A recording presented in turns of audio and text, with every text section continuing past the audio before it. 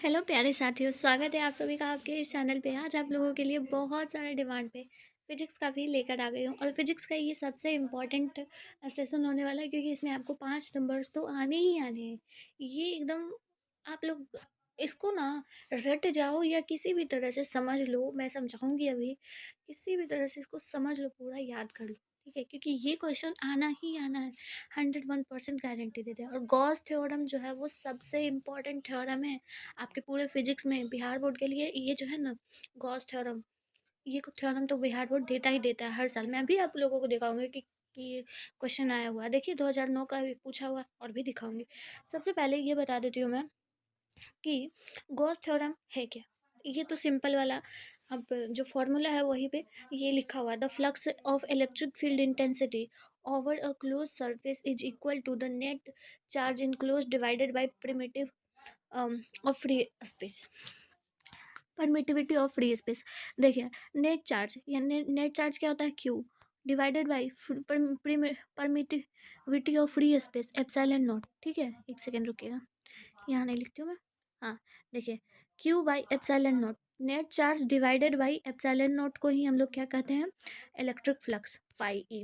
ठीक है, और यही आपका फॉर्मूला है और यही आप यहाँ पे लिखा हुआ है। लेकिन मैं इसे और भी अच्छे तरीके से समझाती हूँ आप लोगों को। देखिए यहाँ पे, देखिए, ये मेरा मेरा लिखा हुआ क्वेश्चन है। ठीक है, तो ये पहला क्वेश्चन है। देखिए यहाँ पर 2022 में पूछा गया था 5 मार्क्स में, 2015 में, 2012 में। ठीक है, तो ये क्वेश्चंस जो है वो बहुत इंपॉर्टेंट है और मुझे पूरा उम्मीद है कि आपके इस बार 2024 में भी आएगा, क्योंकि 2023 में इसका ये क्वेश्चन नहीं आया था, 24 में आएगा। और रट लीजिए आप लोग। एक क्वेश्चन और यहाँ पे इम्पोर्टेंट है, शायद इसे मिक्स मैच करके आप लोगों को लॉन्ग में पूछ सकता है। 2021 में पूछा गया, 2019 में, 18 में, 16 में, 12 में, 2 मार्क्स के अंदर अंदर पूछा गया। तो ये क्वेश्चन भी मैं पहले आप लोगों को समझा देती हूँ अच्छे तरीके से। क्या कह रहा है क्वेश्चन में, electric flux and SI unit. Electric flux को डिफाइन करना है और उसके एसआई यूनिट को डिफाइन करना है। ठीक है, तो आपको बता देती हूँ, गॉस थ्योरम को प्रूव करने के लिए आपको इलेक्ट्रिक फ्लक्स आना चाहिए। ठीक है, इलेक्ट्रिक फ्लक्स आएगा तो अभी गॉस थ्योरम जो है वो अच्छे तरीके से आप प्रूव कर पाओगे। ओके ना। देखिए, the total number of electric line of force passing through a surface plane in an electric field in the direction normal to the surface is called electric flux. देखिए, जो total number of electric line है वो पास होता है किसी surface से electric field के अंदर। और वो कैसे पास होता है, तो वो सरफेस के परपेंडिकुलर होता है, नॉर्मल होता है। देखिए यहाँ पे ये सरफेस हम एग्जांपल में भी दिखाए हैं। देखिए, ये कोई सरफेस है मान लेते हैं और ये हमारा इलेक्ट्रिक फील्ड है। ठीक है, और इस पे जो है वो इलेक्ट्रिक फील्ड जो होगा वो सरफेस के परपेंडिकुलरली हिट करेगा। ठीक है, तो जो इसका जो मेजरमेंट होगा, जहाँ से ये चार्ज, मान लीजिए कोई यहाँ पे से चार्ज है, तो इस चार्ज की वजह से यहाँ पे इलेक्ट्रिक फील्ड जनरेट हुई। एक क्वेश्चन आप लोगों से कि इलेक्ट्रिक फील्ड किस चीज़ से जनरेट होती है, ये बताइए। इलेक्ट्रिक फील्ड किस चीज़ से जनरेट होती है, तो वो है जो चार्ज से जनरेट होती है। ये माइंड में क्लियर रखिएगा, चार्ज से जनरेट हुआ इलेक्ट्रिक फील्ड। ठीक है, अब जो ये इलेक्ट्रिक फील्ड जनरेट हुआ, इलेक्ट्रिक फील्ड के कारण इसमें फ्लक्स आया।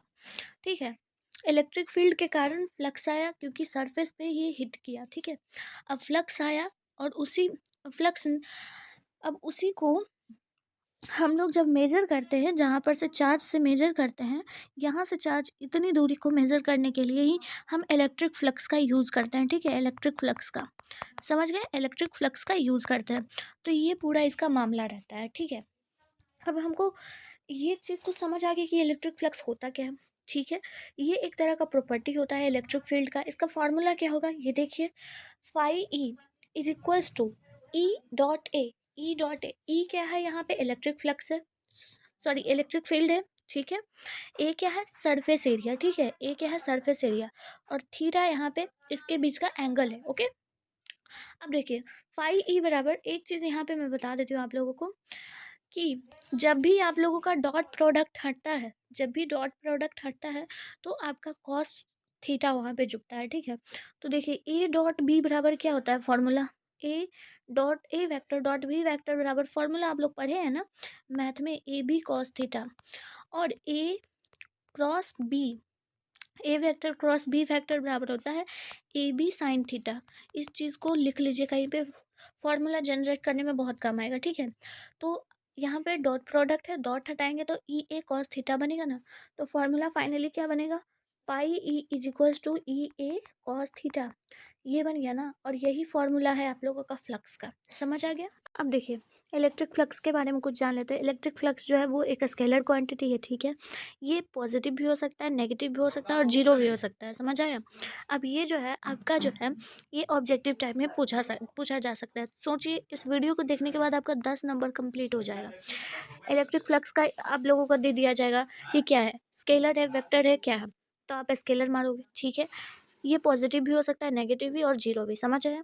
इसका जो है एसआई यूनिट वो कैसे निकालेंगे वो भी बता देते हैं हम आपको।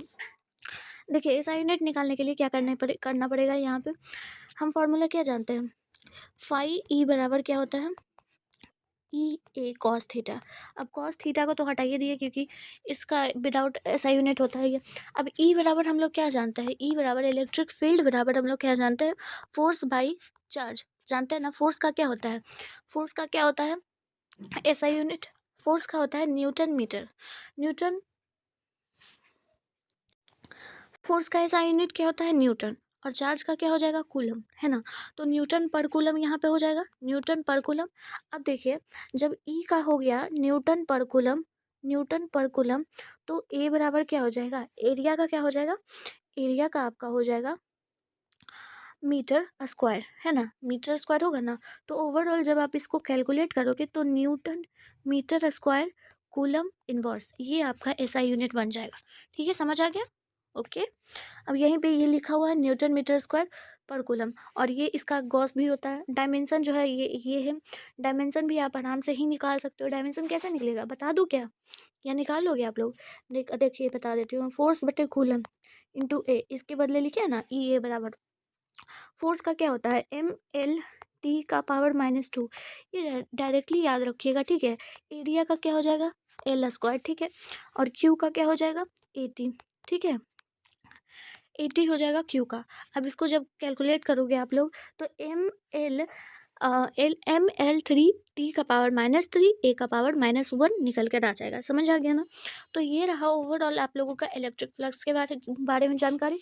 अब हम लोग चलते हैं गॉस थ्योरम पे, समझ आ रहा है, आ रहा है, बिल्कुल आ रहा है। गॉस थ्योरम क्या है, the net electric flux passing through any close surface is 1/ε0 time the total charge, 1/ε0 time, ε0 time 1/ε0 time of electric charge. तो टोटल कैलकुलेट करेंगे तो Q/ε0 हो जाएगा इलेक्ट्रिक फ्लक्स, ये हम जानते हैं गॉस थ्योरम में, ठीक है। अब क्या करना है, देखिए फाई ये क्या है, ε0 क्या है, ये परमिटिविटी ऑफ फ्री स्पेस है, ठीक है। और फाई क्या होता है, इलेक्ट्रिक फ्लक्स होता है फाई, ये भी बता दिए। क्यू क्या है, चार्ज होता है, समझ गए। अब यहाँ से हम लोग प्रूफ देखते हैं। प्रूफ क्या है, हम लोग कोई भी आइसोलेटेड पॉजिटिव चार्ज को मान लेते हैं, ठीक है। Suppose an isolated positive point charge को हमने मान लिया, ये हमारा कोई भी पॉइंट चार्ज है। Q is situated at the centre, centre पे हमारा क्यू है, ठीक है। वहाँ से हर किसी का जो रेडियस होगा, मान लीजिए आपने एक फुटबॉल देखा, ठीक है, तो उसमें हर किसी का रेडियस तो सेम ही होगा ना, रेडियस सेम होगा। अब क्या करेंगे कि उस सरफेस में आपको प्रूफ क्या करना है, Q/ε0 ही ना प्रूफ करना है, समझ आ रहा है, Q/ε0 प्रूव करना है। अब इस सरफेस में हम कोई सा भी एक स्मॉल एलिमेंट ले लेंगे जिससे कि हम पूरे सरफेस का एरिया कैलकुलेट कर सके, ठीक है। जैसे ये हमारा फुटबॉल का एक मान लेते हैं सरफेस है, तो हम इतना सा सरफेस ले लेते हैं, उसके बाद फिर यहाँ से ओवरऑल सरफेस कैलकुलेट कर लेंगे, ठीक है, आसानी होगा।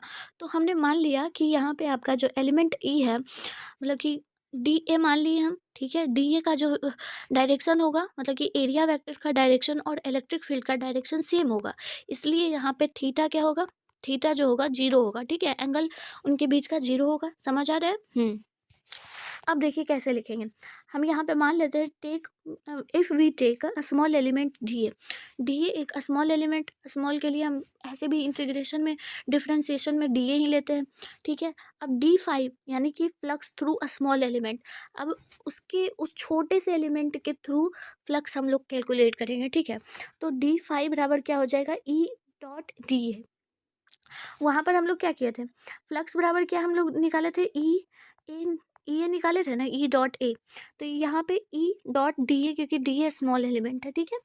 अब क्या करेंगे, डी फ्लक्स जो होगा वो टोटल जो फ्लक्स है, स्मॉल फ्लक्स बराबर क्या लिखेंगे हम, अब हमने पहले ही बताया आप लोगों को कि डॉट हटेगा तो कॉस लगेगा, तो E dot D A cos theta आया ना। हाँ, अब यहाँ पे हमने बताया कि जो थीटा है यानी कि एंगल है वो 0 डिग्री है, तो कॉस 0 डिग्री कितना होता है, कॉस 0 डिग्री 1 होता है।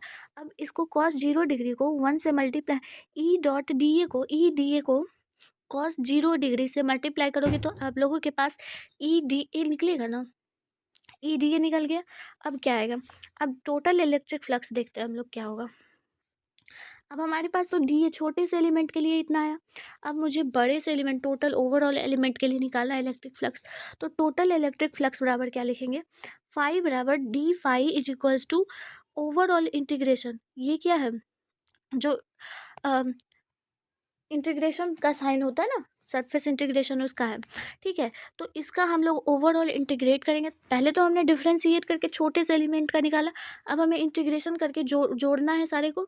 तो हम लोग क्या करेंगे, यही यहाँ पर हमारा निकला डी फाई निकला ना, डी फाई बराबर हमारा ई डी ए निकला। अब इसी को हम लोग इंटीग्रेट कर देंगे, ठीक है। और इंटीग्रेट कैसे करेंगे, देखिए यहाँ पे इलेक्ट्रिक फ्लक्स ई जो है ना, ई इलेक्ट्रिक फील्ड जो है वो कांस्टेंट है, क्योंकि हर जगह इलेक्ट्रिक फील्ड, सब में इलेक्ट्रिक फील्ड सेम होगा, ओके। तो ई को हम लोग बाहर निकाल लेंगे, ठीक है, ई को बाहर निकाल लिया। अब एरिया को जोड़ना है ना, क्योंकि हमने छोटा सा एलिमेंट वहाँ पे लिया था, हमें पूरे एलिमेंट को जोड़ना है, तो डी ए निकालेंगे, ठीक है। अब डी ए निकालने के लिए अब एक बात बताइए, फुटबॉल जो है वो एक तरह से स्फेयर की तरह है, ठीक है। तो स्फेयर का एरिया क्या होता है, 4 पाई r² होता है, स्फेयर का एरिया होता है 4 पाई r²। अब हमें वो पूरे स्फेयर का एरिया का कैलकुलेट करना है फ्लक्स। तो अब यहाँ पे क्या करेंगे, डी ए के जगह पे मतलब कि 0 से लेके 4 पाई r² तक कैलकुलेट करेंगे, तो हमारा क्या निकलेगा, यहाँ पे देखिए ई क्रॉस नहीं है, वहाँ पे मल्टीप्लाई है, ठीक है। ई मल्टीप्लाई 4 पाई r², यहाँ पे ये निकला। अब हमारा ये जो निकला, अब इसके आगे कैलकुलेट करके हमको क्यू बाई एप्सिलॉन नॉट निकालना है। कैसे निकालेंगे, ई बराबर हम लोग क्या जानते हैं, ई बराबर हम लोग क्या जानते हैं, यहाँ पे ई की वैल्यू निकालेंगे, KQ/R² जानते हैं ना, KQ/R²। अब के को हम लोग क्या लिख देंगे, 1/4 पाई एप्सिलॉन नॉट, ठीक है, 1/4 पाई एप्सिलॉन नॉट डॉट मतलब कि गुना है Q/R² लिखेंगे। और जो हमारा पहले से था एरिया 4 पाई r², इसको लिख देंगे, ठीक है। अब 4 पाई r² 4 पाई r² कट जाएगा, ओके, r² कट जाएगा, बचेगा क्या, Q/एप्सिलॉन नॉट। फाइनल हमारे पास क्या बचा, Q/एप्सिलॉन नॉट। और यही हमारा क्या है, इलेक्ट्रिक फ्लक्स है। समझ आ गया। अब यही था हमारे पास गॉस थ्योरम, इसी को आपको प्रूफ करना था। समझ आ गया ना, कहीं पे कोई डाउट नहीं हुआ होगा। तो ये क्वेश्चन आप लोग बिल्कुल अच्छे तरीके से 2 बार 3 बार जितना बार हो सके उतना बार देख लो, कॉपी में लिख लो, इसी तरह से बनाओ। बहुत इजी लैंग्वेज में लिखे हम, ठीक है। तो आप लोग इसी तरह से बनाओ, और इसका जो भी अदर जो एप्लीकेशंस है वो भी मैं बता दूंगी बाद में, ठीक है। तब तक के लिए मिलती हूँ फिर नेक्स्ट वीडियो में, तब तक के लिए थैंक यू।